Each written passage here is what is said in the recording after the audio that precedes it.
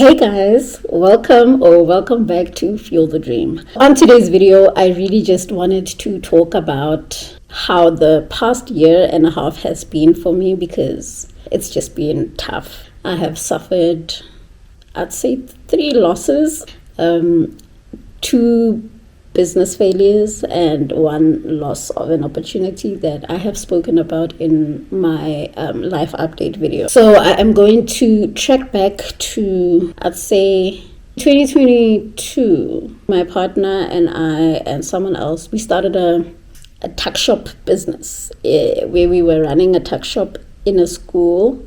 And I'm not going to say things were going really well because it had its ups and downs, but eventually last year we just had to walk away because it was just not working out, you know.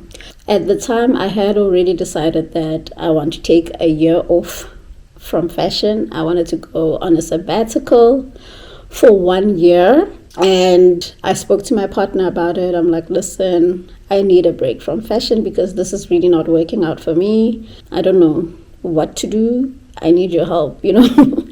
And he just basically asked me what my plans were. And I told him, I'm like, listen, I'm thinking of going overseas to go work. So before I even told him my plan, he was just like, I support whatever decision you make, but you also need to bear in mind that we have children that we need to take care of, you know.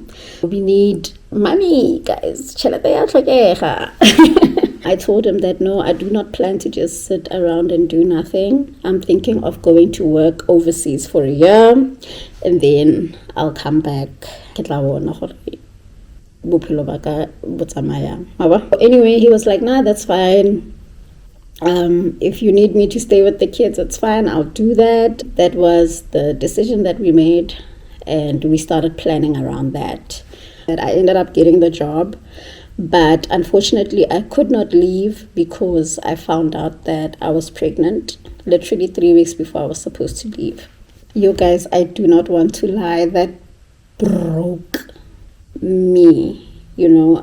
I was so heartbroken. I cried. But what gave me peace at the time was the fact that I did pray to God during this whole journey. And I was like, if it's not meant for me, just give me a sign. And when the pregnancy came about, I was like, okay, maybe that's just the sign that I needed, you know. And guys, during that whole process, I didn't tell anyone. So only a select few people knew what was happening because in a way, they were involved in the process. Like, for example, Jackie knew because she was helping me with the application process. My man knew because ultimately he was going to have to take care of the kids while I was gone. My uncle knew because the day I was supposed to have the interview, we didn't have electricity, so I had to go to his house for the interview. And that happened Nagoya Fita. So mid-November, I finished all my orders, but I had decided that I'm going to take a 2-week break because I was exhausted. I overworked myself. I wasn't sleeping much at the time. A lot was just going on with work because load shedding till 34 hours, 3 times a day. So it was just a lot. I did not have much time to complete my orders. So I was under a lot of pressure. And then you listen to the order. I was like, I need a break. I had to make a decision now because I was not leaving anymore. So I needed to make a decision. Or am I going to continue with work? Or am I going to continue taking that 1-year break that I had initially wanted to take? So I spoke to my partner again and I was like, listen, I'm still tired. I don't think I want to go back to work just yet. So he was like, nah, it's fine. At least at the time, things were better financially for us. So he was like, nah, take as much time as you need off. The rest, you know, which I'm very grateful for because in the state that I was in. One day I was scrolling through social media and I saw a video of someone that was talking about importing stuff from China. So they taught you the whole process of how to import, what you need and all that jazz. And I was like, okay, I'm going to try this out for myself. So I decided to start selling handbags because I figured I needed something that was not going to be demanding of me in the physical too much because I was heavily pregnant and I was really just tired. I wanted a break. So I wanted something that I can just get ifedile without me having to manufacture it. I don't mind packaging orders and driving out to go courier them, So I was like, handbags are the perfect thing. Women love bags. Bags are an all year round type of thing. They're always something that women buy. So I ordered samples, say 10, and they arrived within 2 weeks. And then I also ordered bulk that was going to arrive within 2 months. So the samples arrived and they were so perfect, guys. I was so excited. Gary, you're at least, when you're doing something for the first time, you just don't know what you're dealing with. Sometimes, like, wish Temu vibes where you see something and what I ordered versus what I got vibes. Yeah, I was scared for that, but Shem, everything turned out perfectly. The quality was amazing. They arrived within the 2 weeks that was stipulated, so I was happy. So now it was just playing the waiting game for the 2 months to the bulk order to arrive. And then, guys, one day I just decided, you know what? 2 months let me post these samples on TikTok and Facebook and see what happens, just put it out there. And within the first 24 hours, I got my first order and I was so excited. I'm like, was there something here? Like, I'm onto something, I got the order, packaged it, sent it out. She was happy. And then within a week later, I got another order from Khalelezang, who's also a designer. Please check her work out. Khalelezang Sinne on Facebook. She also ordered a bag from me, and I was like, yeah, no shame. I'm onto something for real now. A week later, I'm sleeping and I was shipping this my order with someone else. So she ordered her own things, I ordered my own things, but we were both ordering handbags. So one day I am sleeping and I'm getting a call and it's her. She's like, girl, I need you to log into WhatsApp because we have a big problem. And imagine you're sleeping and somebody's telling you we have a big problem. Log into WhatsApp now. You guys, Katanya, same time, I logged into WhatsApp and it was screenshot after screenshot after screenshot. It was the shipping agent that we used telling us that the cargo that had our packages in it was robbed. Yo? I now was confused. I didn't know what was happening. I didn't know what to say. And then I went back to the agent. I'm like, listen, I see what I'll call her a partner because, we were partnering up in shipping these things. So I'll call her a partner for now. So I'm seeing my partner is telling me that you guys are saying, it's fine. Life happens. Since you insured them, it's fine. We'll just wait for our refund. Now we didn't insure them. That sounds like a you problem, not mine. I want my money. Yeah, I want my money, Sissy. I am not playing like that. So we spent 17K together combined. She spent 5K, I spent 12K. But because I had already received the first samples, which amounted to about 3K, I'd say I was going to lose out on 9,000 Rand at the time. And I was like, nah, Sissy, I want it. You are going to give me my money. I am not going to throw away my money just like that. But before, guys, I cried. Like, you did that ugly cry. It was me. And then I had to just come up with a strategy. And I told them, listen, my father works for the SAPS. And I'll have him look into this thing. And then because I had someone that I knew that works for the SAPS, I just asked her to check the case number, and she checked it and she was like, yeah, a case was opened, but it was opened in Durban. And I'm like so confused because the last update that we got from the agent was that the stuff is on the way to Joburg already. So it just didn't make sense for me. I was like, but anyway, thanks. I don't know, tell that person to give you a screenshot of the SMS that they got when they opened the actual case. I want to see something. I went back to the agent. I'm like, my dad. I'm like, my dad says you must send me an SMS or a screenshot of the SMS that the SAPS sent you when you opened the case. I'm laughing because I don't have a dad. My dad has never been a part of my life.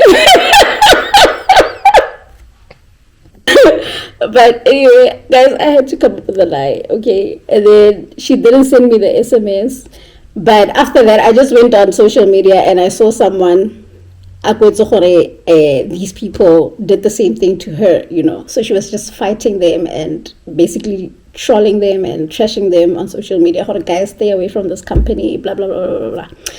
So now I went back to her and I'm like, listen, you said this thing is happening to you guys for the very first time, which is a lie, because my dad says there's many cases that have been opened against your company and your name appears on a lot of those cases.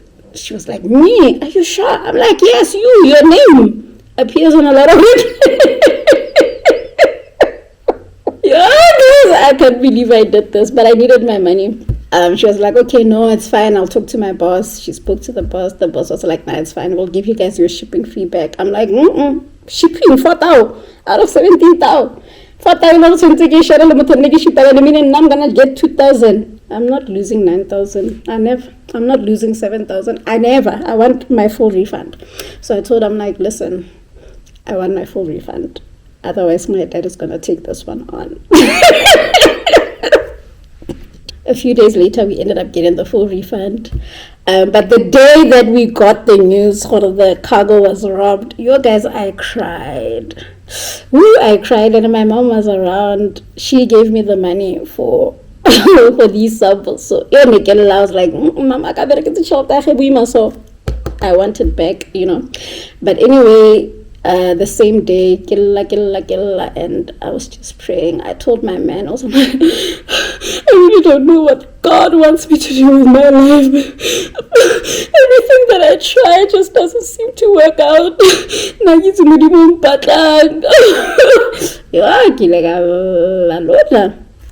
But my man was sure he tried to encourage me, my mom.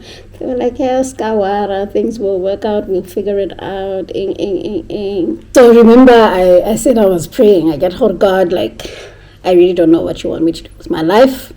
Please just give me a sign, because I'm about to give up on life altogether. Because I don't know what you want me to do. But like, just do something, you know. I kid you not, guys. 2 days later, 2 days after this, I got a call from someone very close to me, and even though this person is really close to me, they did not know what was going on in my life. They didn't know that I had applied for a job overseas. Like I said, I didn't tell a lot of people. They did not know that I had attempted to start this business that failed 2 days prior to him calling. So basically, when he called, he was like, listen, I'm calling you because I have a message that I need to convey to you, and I can't sit with it. And he asked me, I'm going to be paraphrasing because I don't remember his exact words, but it was in the lines of, they said I must ask you, have you ever suffered while pursuing fashion? And for me, it was an easy no, because, I mean, let's be honest, business is not easy. We all suffer. We all face challenges. But now, whenever I felt like I was about to hit rock bottom, something always came up, you know. God always came through for me. I was like, no, I've never suffered. And he was like, they said I must tell you that you belong behind the sewing machine. Yeah, guys. Literally, that's all I needed to hear. I don't want to get emotional, but at the time, I needed to hear those words so badly, because I had reached a point where I think I was starting to resent fashion.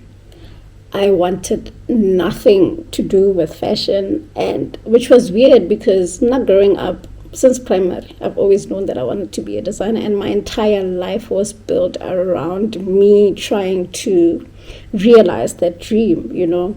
So for me to be feeling this way at the time, I was just like,